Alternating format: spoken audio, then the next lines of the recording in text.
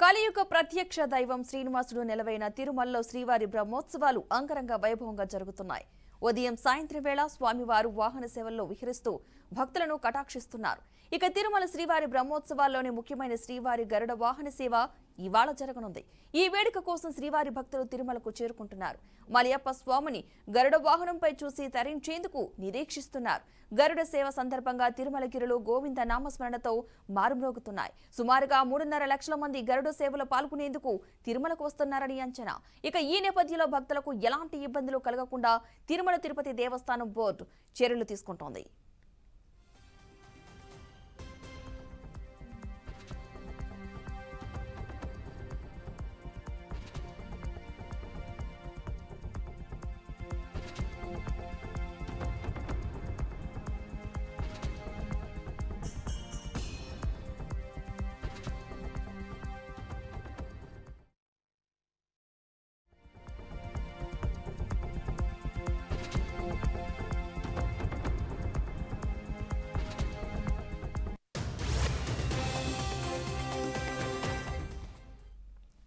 కలియుగ ప్రత్యక్ష దైవం శ్రీనివాసుడు నెలవైన తిరుమలలో శ్రీవారి బ్రహ్మోత్సవాలు అంగరంగ వైభవంగా జరుగుతున్నాయి.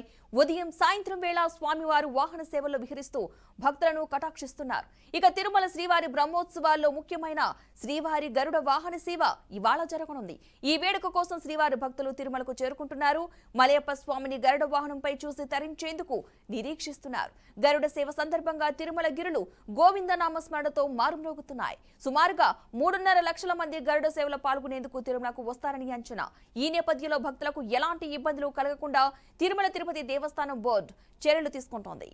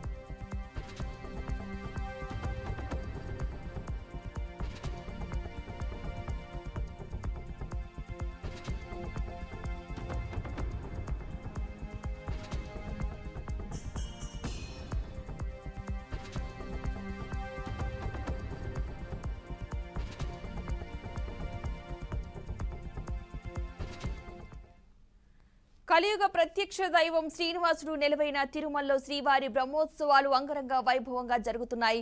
ఉదయం సాయంత్రం వేళ స్వామివారు వాహన సేవల్లో విహరిస్తూ భక్తులను కటాక్షిస్తున్నారు. ఇక తిరుమల శ్రీవారి బ్రహ్మోత్సవాల్లోనే ముఖ్యమైన శ్రీవారి గరుడ వాహన సేవ ఇవాళ జరగనుంది. ఈ వేడుక కోసం శ్రీవారి భక్తులు తిరుమలకు చేరుకుంటున్నారు.